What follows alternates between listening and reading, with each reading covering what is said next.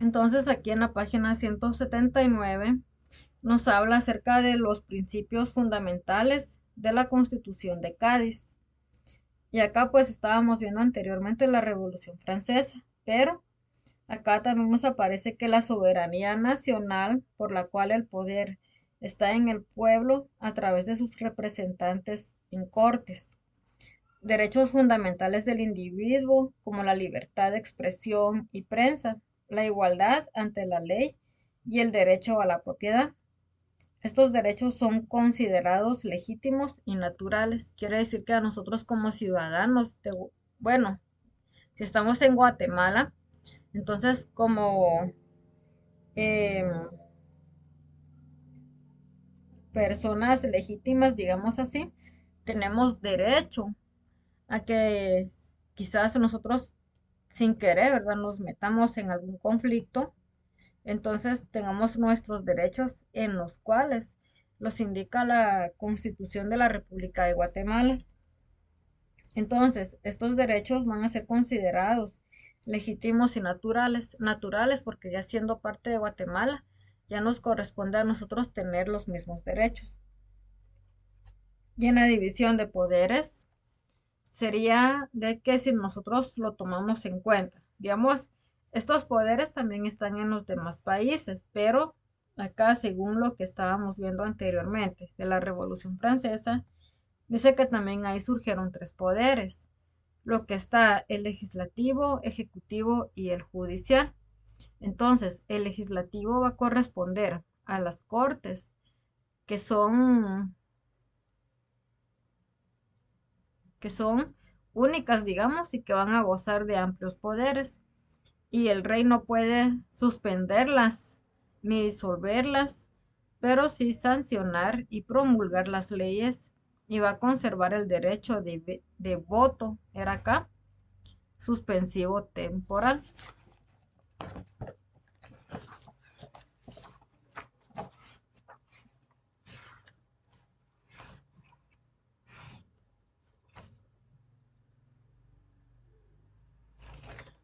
Acá, por ejemplo, en el poder legislativo, aquí hablo de rey. Entonces aquí, en otras palabras, sería que estuviera integrado por diputados. Aquí el legislativo va a estar integrado por diputados. El ejecutivo dice que corresponde al poder cuya persona es sagrada, inviolable, pero está sometido a ciertos límites. No es responsable, pero sí sus ministros. Y acá en el organismo ejecutivo,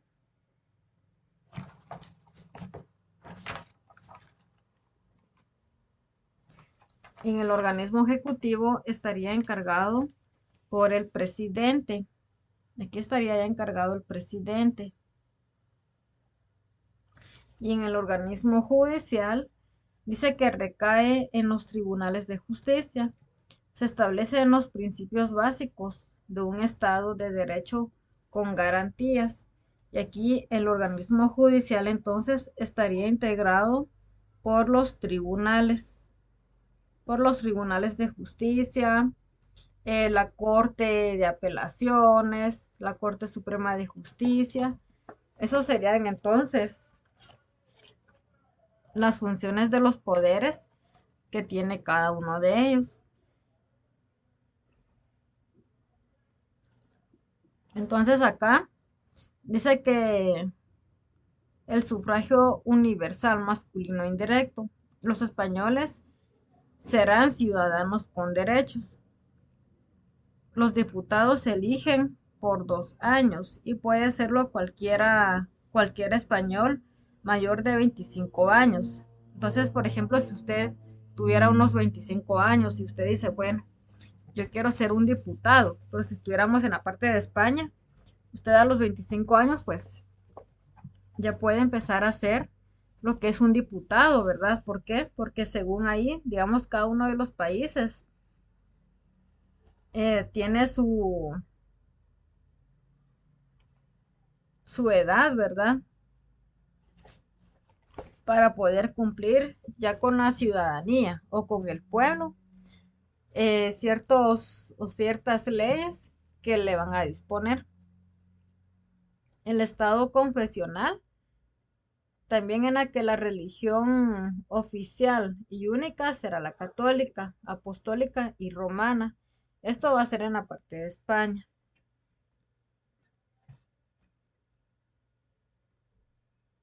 Esto implica una concesión a los absolutistas por parte de los liberales. Acá en la parte de España, pues, eh, ellos eran, digamos, más católicos, porque el catolicismo, digamos, vino de la parte de Roma. Entonces, en la parte de Roma, quisieron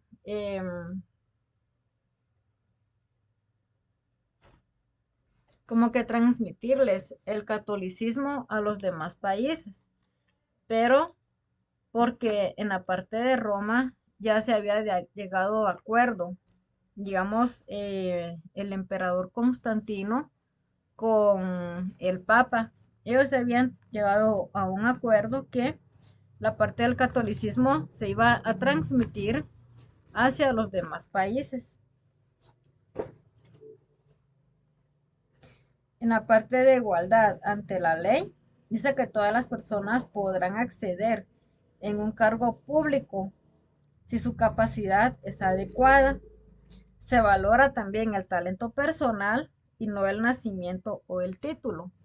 Usted, por ejemplo, si usted dice, bueno, yo ya llevo tercero básico, en la parte de Guatemala y quizás aquí le van a exigir un título, pero en la parte de España, acá, para ser alguien importante, no tenía necesidad de obtener un título, porque digamos con la sabiduría, con la inteligencia que usted tiene, ya podría manejar, digamos, parte del pueblo de España. En cambio, aquí en Guatemala es diferente.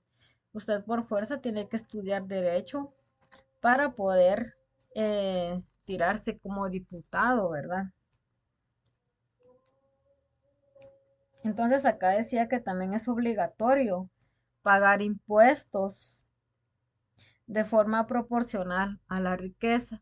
O sea que si usted, digamos, si usted es de España, pero en la parte antigua usted fue muy rico, tenía que pagar impuestos porque usted era muy rico también. Allí en la parte de Roma hubo alguna vez que cerraron iglesias, pero porque la iglesia no pagaba impuestos.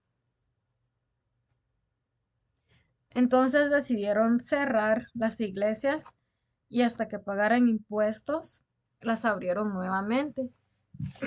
Entonces imagínense, las personas que llegaban a las iglesias, ellas tenían que hacer como que, bueno, no nos queda de otra que pagarle nuestros impuestos al gobierno también para que nos abra las iglesias.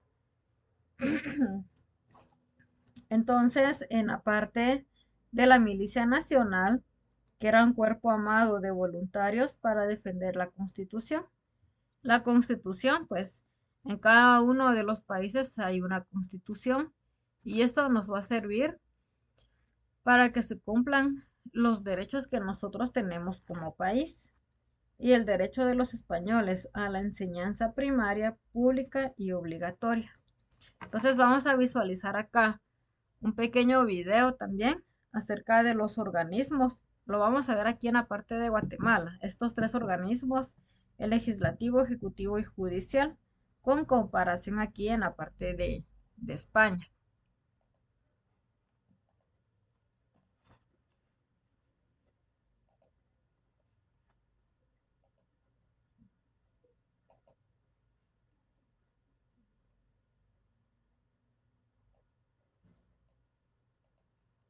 Nuestro país, política y jurídicamente, es regido por la Constitución Política de la República de Guatemala, la cual es considerada la ley suprema del Estado. La soberanía del país radica en el pueblo que la delega, según lo establecido en el artículo 141 de la Constitución, organismo ejecutivo, legislativo y judicial. En la Constitución de la República, nosotros modificamos la estructura del Estado como semi-parlamentario o semi-presidencialista. Reducimos el poder del Ejecutivo. Le dimos poder al Congreso de la República. El Poder Ejecutivo en la función política es el encargado de tomar decisiones, como nombrar ministros de Estado, aprobar o no tratados internacionales y realizar intercambios comerciales. En tanto, en lo administrativo, debe supervisar actividades que realizan los ministerios, gobernaciones, intendencias, empresas del Estado, entre otros. Asimismo, puede dictar reglamentos y decretos de instrucciones que deben ser cumplidos por los ciudadanos. Depende mucho de quién ejerce las funciones. Si lo hace con honorabilidad, lo hace con principios y valores, y además es capaz de hacerlo, seguro que va a haber un buen gobierno. El poder legislativo consiste en vigilar la acción del poder ejecutivo y la conducta de los funcionarios del mismo, así como velar porque el Poder Judicial esté sujeto a juicio político. Tenemos por otro lado el Congreso de la República, que tiene una claridad en lo que es un Congreso de un país. Su función es hacer las leyes y en alguna medida controlar al Estado. En el caso del Poder Judicial, es el encargado de administrar la justicia en una sociedad, mediante la aplicación de las normas jurídicas en la resolución de conflictos. Entonces tenemos por un lado las Cortes Suprema de Justicia, que es la parte que se refiere a la justicia en todas sus dimensiones. Aunque hay controles entre los poderes del Estado, ninguno puede influir en otro. Se debe guardar el equilibrio que corresponde a cada poder. Si eso sucede, el Estado marcha bien. No se puede imponer decisiones al Congreso ni el Congreso al Ejecutivo, pero hay controles naturalmente y hay controles para la labor que cada uno tiene. El Poder Ejecutivo suele ejercer el gobierno por parte del jefe de Estado. Se distingue así del Poder Legislativo, que promulga o revoca leyes, y del Poder Judicial, que interpreta, hace respetar o invalida las mismas. Nivea Cuidado Facial.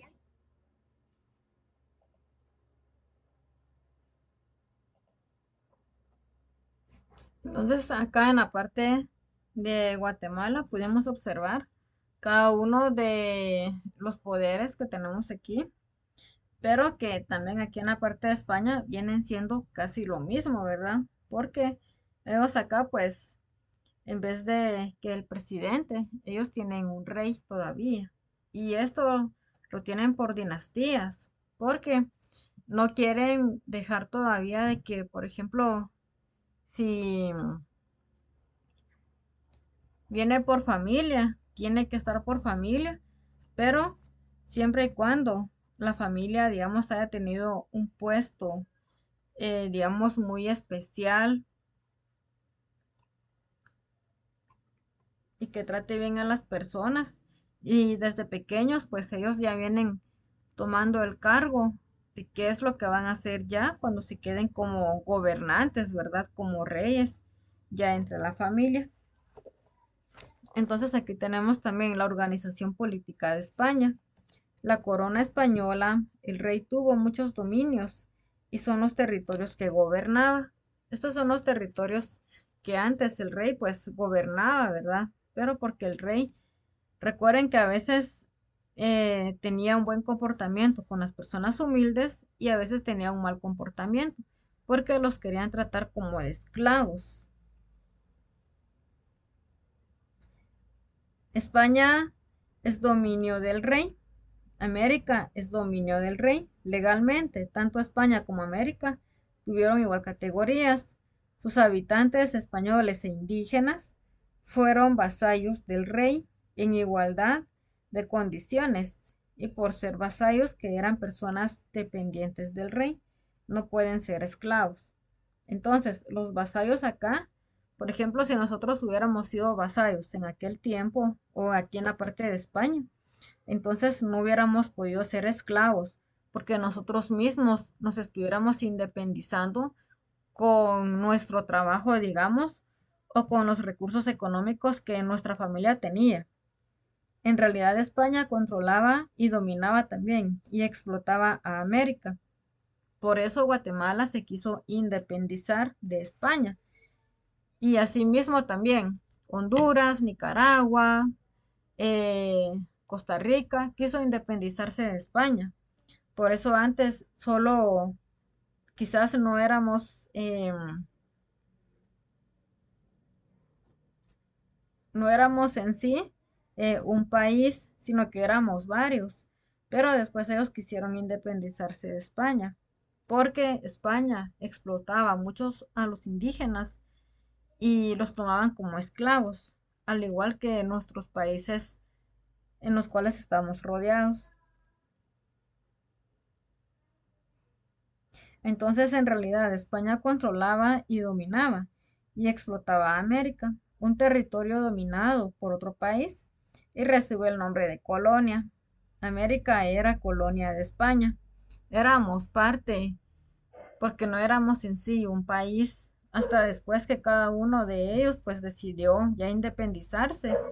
Y por eso, por ejemplo, la independencia de Guatemala, cuando se celebra acá, por ejemplo, México, Nicaragua, El Salvador, casi tienen la misma fecha, porque fueron los países que después de más se independizaron de la parte de España. Y con respecto a la gente, los indígenas eran como esclavos de los españoles y solo en algunos lugares fueron tratados como seres humanos libres.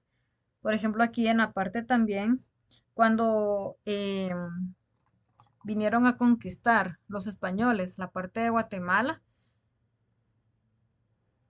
aquí en la parte de Guatemala estaban los quichés y estaban los cachiqueles, pero los quichés quisieron aliarse con los españoles porque les ofrecían riquezas. Entonces, esas riquezas que los quichés les ofrecían, perdón, que los españoles les ofrecían a los quichés, entonces ellos tenían más favor a no ser esclavos de los españoles, pero más adelante los quichés descubrieron que sí los estaban tomando como esclavos. Entonces, como ellos ya sabían todos los secretos, digamos, cómo iban a conquistar Guatemala, ellos se fueron encima después de España y como los descubrieron, ¿verdad? Entonces, más adelante, digamos, cuando fue así don Pedro de Alvarado, descubrió también que los quichés se iban a ir en contra de ellos y vino don Pedro de Alvarado, pues sí, toda la tribu y los incendió. Entonces imagínense, los incendió en una gran casa. Y luego parte de los que habían quedado de los cachiqueles se aliaron también. No, parte de los que quedaron con los quichés se aliaron después con los cachiqueles. ¿Por qué? Porque entre ellos mismos iban a combatir a los españoles también. Y esa vez pues hubo gran matanza de los indígenas allá en la parte de Ximché, que fue la ciudad más importante de los cachiqueles. Ahí pues hubieron muchas matanzas y la tribu de los españoles fueron los que más pudieron ganar también, pero porque ellos tenían armas y tenían sus herramientas para poder derrotar a los indígenas o a los cachiqueles y a los quichés también. Entonces, en la organización política de América, dice que América queda a mucha distancia de España y el rey no podía tomar resoluciones directamente. No conocía a América por estar tan lejos.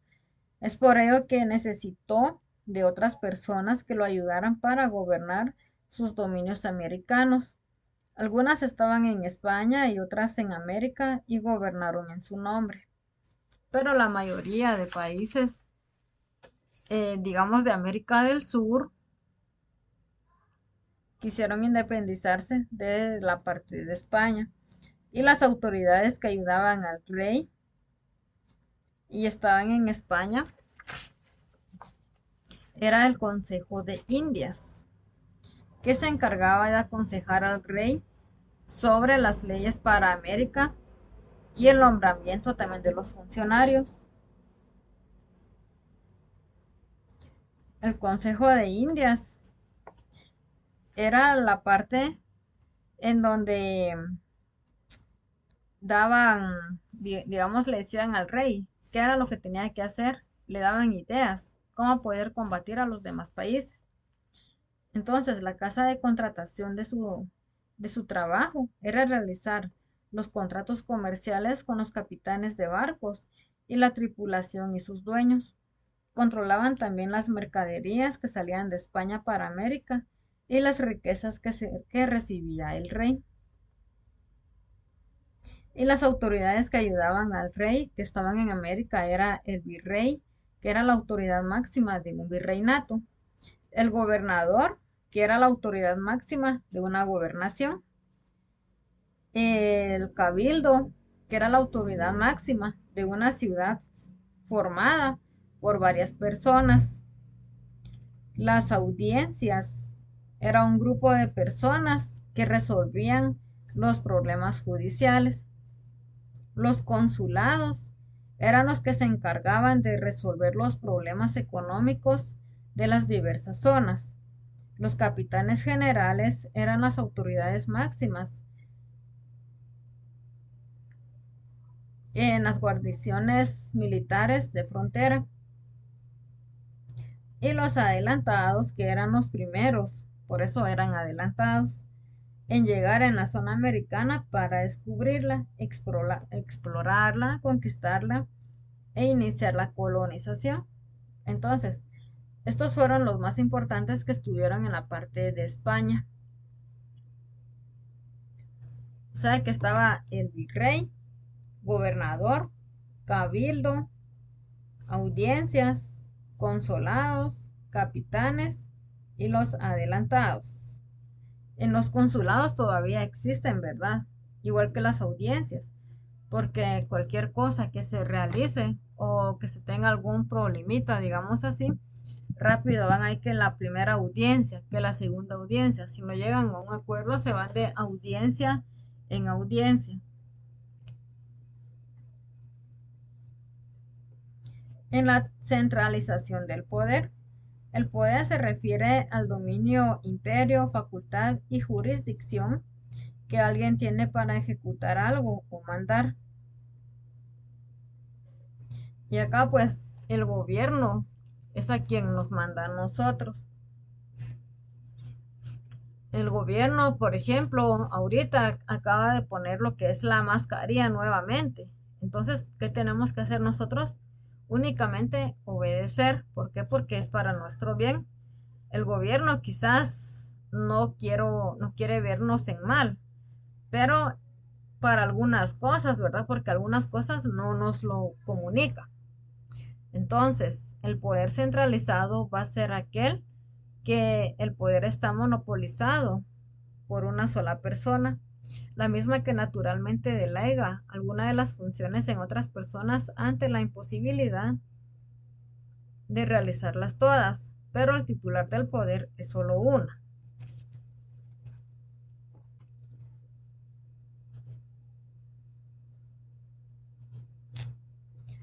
O sea que acá el poder, digamos, eh, el gobierno nombra a cada una de las personas a su cargo, pero el que va a ser el mayor gobernante va a ser el presidente o va a ser el rey. Algunas únicamente solo van a tener dichas funciones, pero no todo el mando como lo tiene el presidente.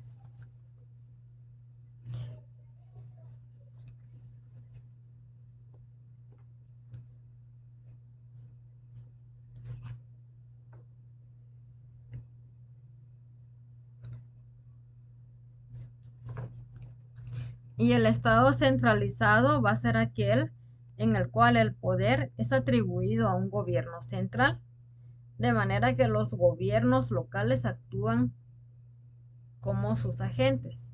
Acá, por ejemplo, cada uno de los departamentos tiene un alcalde. Entonces, este alcalde tiene como función representar a cada departamento. Y este alcalde tiene más ayudantes también, porque recuerden que a veces por algún tipo de catástrofe natural, Entonces, el alcalde del departamento o de la ciudad tienen como obligación poder ayudar a las personas. Y acá entonces tenemos las causas inmediatas del proceso independentista. Y tenemos las causas mediatas, las causas inmediatas. Las causas mediatas va a ser la independencia de los países de la región. Por ejemplo, aquí la Revolución Francesa, la independencia de las 13 colonias, la invasión napoleónica a España. Esto es nada más únicamente de España. Pero si mencionamos nosotros de Guatemala, ahí vamos a tener otras, como la independencia de Guatemala, la constitución política. Y las causas inmediatas van a ser la independencia de la región centroamericana.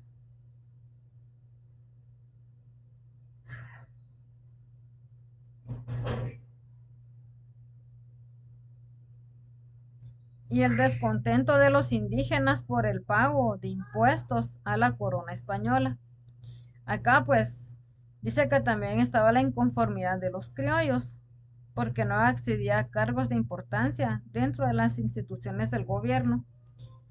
¿Qué fue lo que pasó acá? Aquí pasó, por ejemplo, si hablamos de los criollos,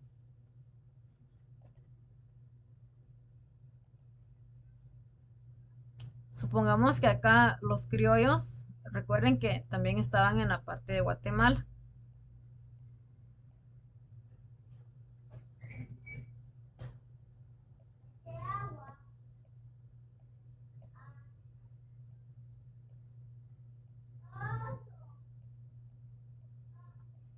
Y aquí en la parte de Guatemala decidieron colocar, aparte de los criollos,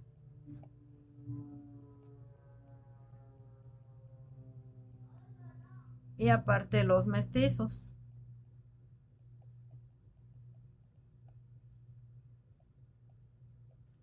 ¿Quiénes eran los criollos? Los europeos.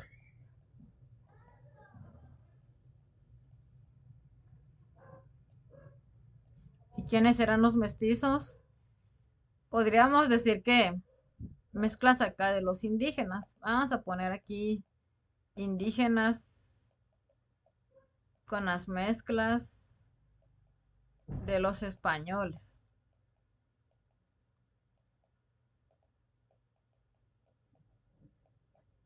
Va. Entonces acá habían dos escuelas. Y en estas dos escuelas únicamente podían entrar aquí solo los niños que eran criollos. Y aquí solo los niños que eran indígenas. Pero acá, digamos, los mismos obispos eran los que impartían clases tanto acá en los mestizos como aquí en los criollos, porque para ellos eran iguales. Entonces los obispos dijeron, bueno, vamos a impartirles ahí la enseñanza a los mestizos también para que aprendan a leer. Los obispos fueron los que les dieron, digamos que las primeras letras a los mestizos, porque les enseñaron a leer, les enseñaron las letras, les enseñaron las letras y gracias a estos obispos, pues los indígenas pudieron salir adelante. Pero después hubo un cierto tiempo en el que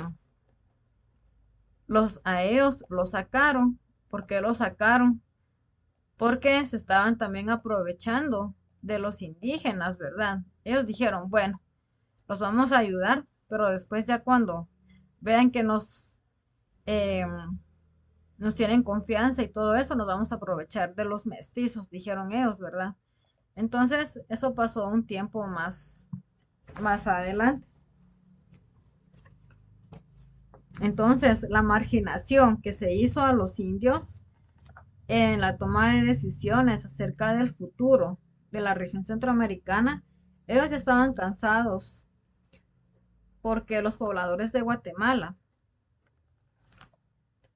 del poderío español, principalmente los indígenas, a quienes se les obligaba el pago de impuestos, se rebelaron después contra las obligaciones siendo la primera protesta la que ocurrió en el año 1820 en la parte de Totonicapán, la cual estuvo dirigida para los ciudadanos de Atanasio Tzul y Lucas Aguilar.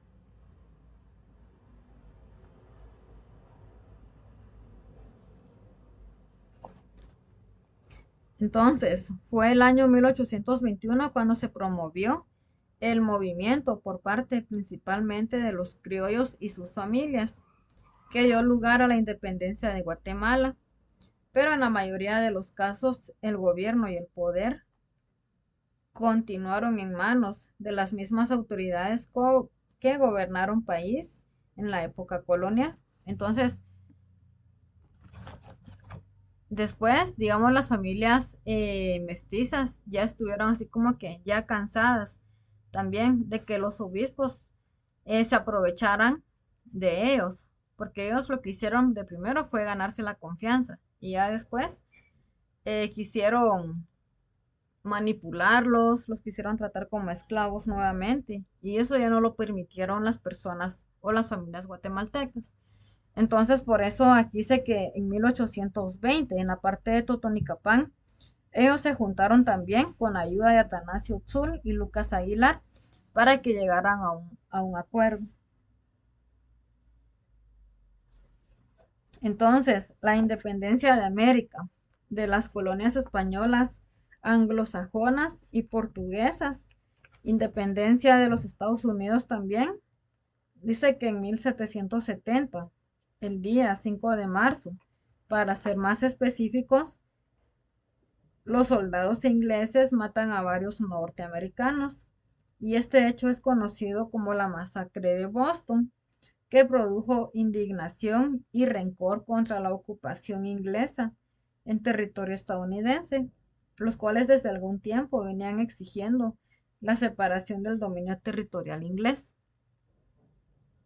Los americanos decidieron bloquear el comercio británico al no consumir más su té y no permitir más también sus buques desembarcar a los pueblos de la colonia. Entonces después que pasó este gran hecho, que ya no querían a los españoles, les cerraron los caminos y el 10 de septiembre de 1774, a sugerencia de Adams, se convoca a un congreso que se realizó en Filadelfia y se realizaría una declaración de derechos y solicitaba también en forma enérgica el Parlamento de Londres de